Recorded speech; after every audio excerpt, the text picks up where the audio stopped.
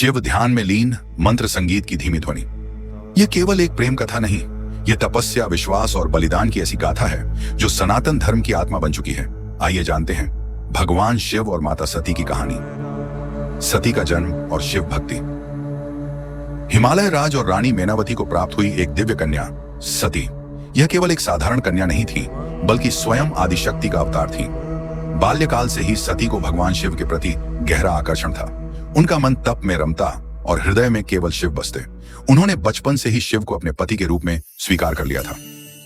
दक्ष का अहंकार और विरोध। लेकिन सती के पिता दक्ष प्रजापति शिव को पसंद नहीं करते थे। वे उन्हें औघड़, असामाजिक और श्मशानवासी मानते थे। दक्ष के लिए शिव उपेक्षित थे, जबकि सती के लिए शिव ही सब कुछ। लेकिन प्रेम कहां समाज के नियमों से बनता है। सती ने शिव को पाने के लिए कठोर तप किया और उनकी तपस्या से प्रसन्न होकर भगवान शिव ने उन्हें अपनी अर्धांगिनी बना लिया। शिव सती का विवाह। शिव और सती का विवाह दिव्य और भव्य था। देवताओं और ऋषियों की उपस्थिति में यह योग संपन्न हुआ। यह विवाह केवल दो आत्माओं का मिलन नहीं था, यह प्रकृति और पुरुष, शक्ति और शिव का एक हो जाना था। यज्ञ और अपमान। समय बीता। एक दिन दक्ष ने एक भव्य यज्ञ का आयोजन किया। सभी देवताओं को आमंत्रित किया गया, लेकिन जानबूझकर भगवान शिव को नहीं बुलाया गया। सती को यह झात हुआ, हृदय व्यथित हो उठा। उन्होंने शिव से अनुमति ली और पिता के यज्ञ में अकेले ही चली गईं। लेकिन यज्ञशाला में उन्हें कोई सम्मान नहीं मिला। ना ही दक्ष ने स्वागत किया, उल्टा शिव का अपमान किया गया। सती का हृदय जल उठा और वहीं यज्ञ वेदी के पास उन्होंने आत्मदाह कर लिया।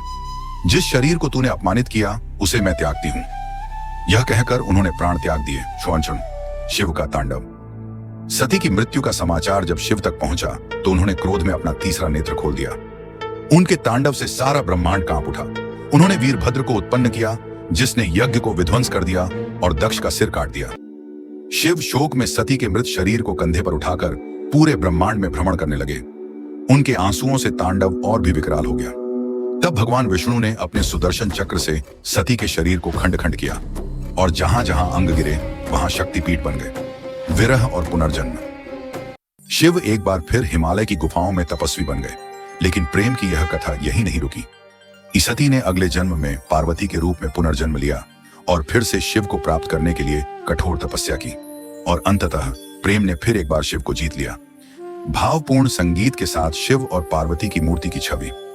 यह कथा हमें सिखाती है, सच्चा प्रेम कभी नष्ट नहीं होता। वह समय, मृत्यु और जन्म से भी परे होता है। शिव और सती की यह गाथा सनातन प्रेम की अमर मिसाल है। अगर आपको यह कथा प्रेरणादायक लगी तो लाइक करें, शेयर करें और हमारे चैनल को सब्सक्राइब करें। सनातन कथाओं के लिए हर कथा में छिपा है एक गहरा अर्थ और एक दिव्य संदेश। नहीं ना?